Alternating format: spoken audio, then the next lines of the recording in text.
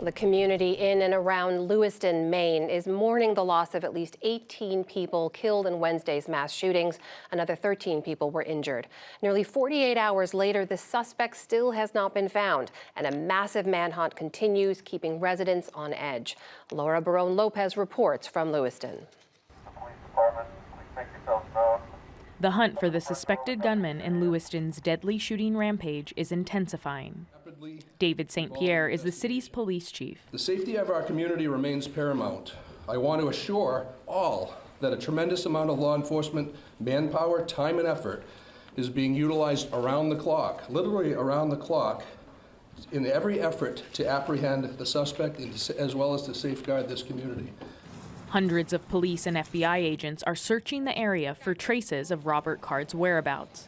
The U.S. Army reservist had been treated for 2 weeks at a mental health facility this past summer. He's believed to be armed and dangerous. I think that every minute that this goes on, we're more and more concerned, because what's the next thing that's going to happen? There's no question in my mind that we will bring this individual into custody one way or the other. Divers are searching the waters of the Androscoggin River near a boat launch where the suspect's car was found. Last night, heavily armed law enforcement officials surrounded Card's home in nearby Bowdoin, but didn't find him. As the sprawling manhunt continues, tens of thousands of residents in and around Lewiston have been sheltering in place and living in fear. Stores and schools remain closed. Betsy Saltonstall's colleague was killed at the shooting at Schmenge's Bar and Grill.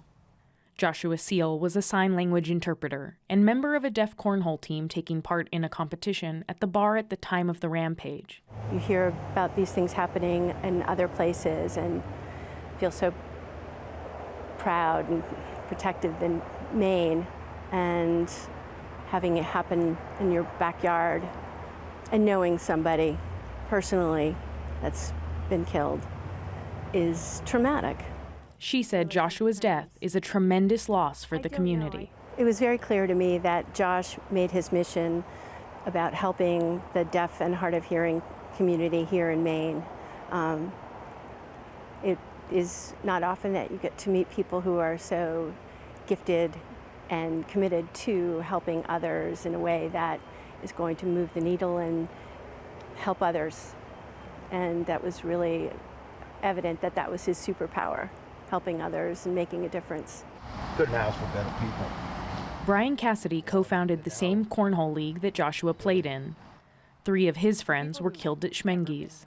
Joey Walker was a good friend. He'd give you his shirt off his back. He'd help anybody.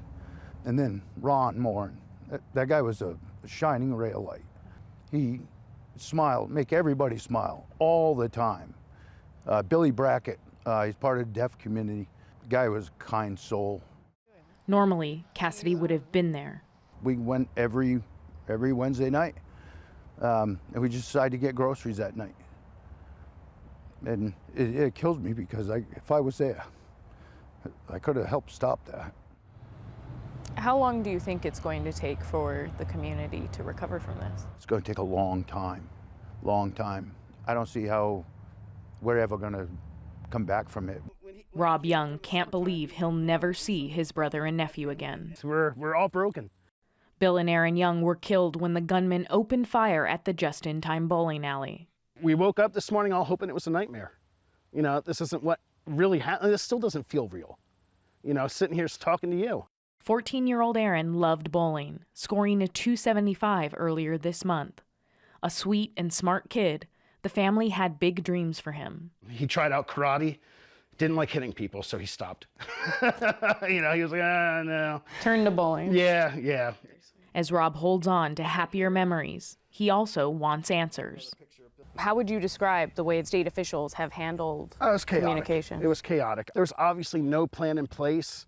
No family should have to wait 17 hours to find the answer to if their loved one is in a hospital, dead or being, interviewed as a witness. The wait was just as bad as hearing the news, and it shouldn't happen to any family having to wait that long. The close-knit community is preparing to hold vigils for the victims of the Lewiston shootings in the days ahead. Lewiston is the second biggest city in Maine, but people here say it truly is a small town with less than 40,000 people living here. The entire community is feeling this loss, Jeff. And Laura, I know you've been reporting in Lewiston and the neighboring towns today. What's it like there right now as the suspect remains at large?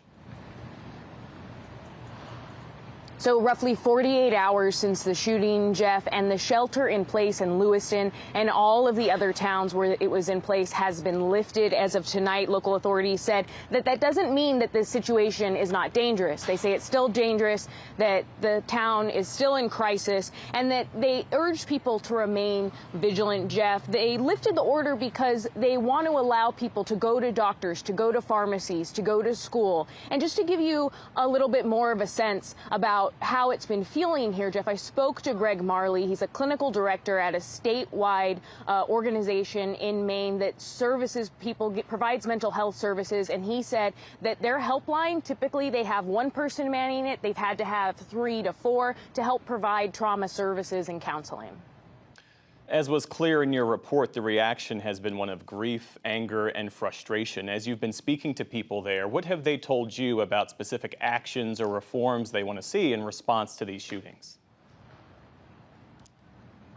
Democratic Congressman Jared Golden of Maine said that he now supports a ban on assault weapons. He didn't previously support it, had voted against it in the past. But local state representatives, as well as local residents here, tell me that they want to see a red flag law put in place. Currently, Maine has a yellow flag law. Now, the difference there, Jeff, is that a red flag law allows family members, police members to petition a judge to temporarily take away guns from a person that they deem a threat, that may have a mental health issue. Now, a yellow flag law requires police to first seek a medical evaluation before they can go to a judge to petition to then temporarily take away a person's guns.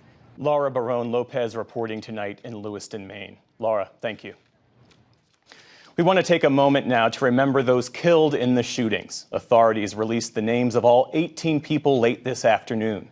They range in age from 14 to 76 years old.